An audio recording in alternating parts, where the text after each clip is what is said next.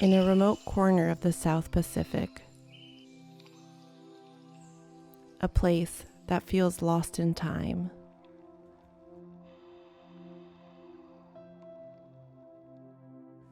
although these waters hold what feels like an endless supply of fish, it's not overcrowded with fishing vessels.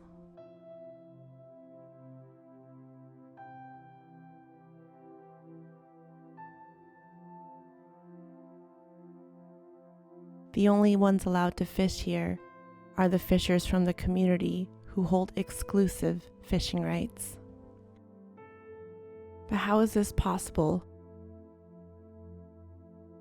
How did these communities and the small-scale fishers stand up to the big competition?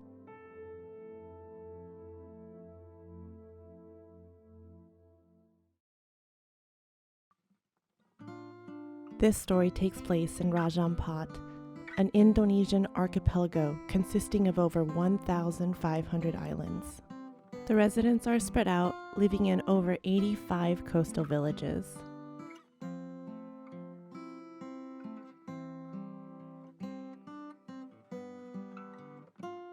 The people here live in tight-knit communities. Neighbors help each other out, and the children can play around feeling safe.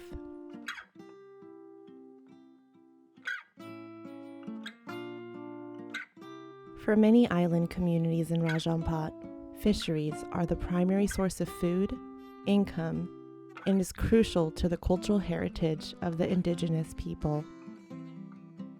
Fishing is a tradition that has been passed down for generations. They learn to carve their boats from trees found on the island. They learn to fish with gear as simple as a hook on a fishing line. They find the fish by letting nature guide them to the best spots.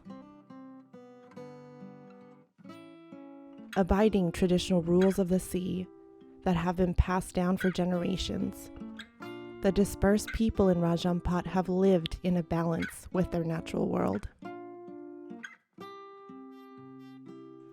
But even Raja Ampat, as remote as it is, wasn't immune to what was happening in the world around it. Driven by the growing demand for seafood, vessels came from far away. They came from other communities, other areas of Indonesia, and even other countries to extract what they could. And a little over a decade ago, the fisheries around this island were decimated by unregulated commercial fishing, poaching, and damaging practices, threatening the lifeline for the people who depend on this fishery. How do you compete against those who don't play by the same rules? How do you win when even winning means different things?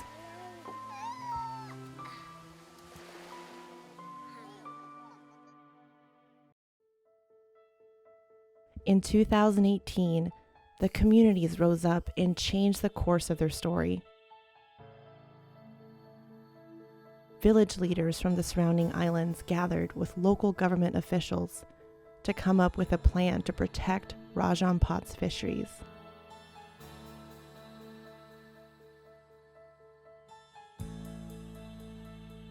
They came up with a plan that worked for both parties.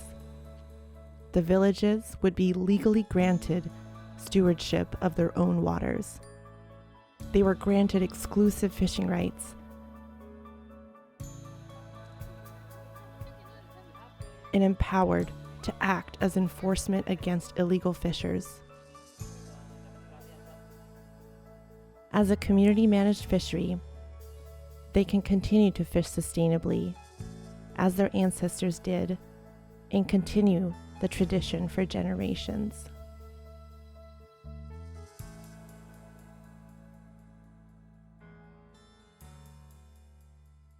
Stories like these are extremely rare. Small-scale fishers, especially those in rural coastal communities, are routinely excluded from the conversation on fishery management. Without representation, policies are made that put efficiency over sustainability and profit over people. Many fishers and their families have had to change their way of life, a life full of tradition that has been passed down for generations.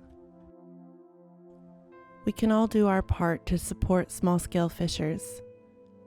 We can support organizations that fight for environmental justice as well as environmental conservation.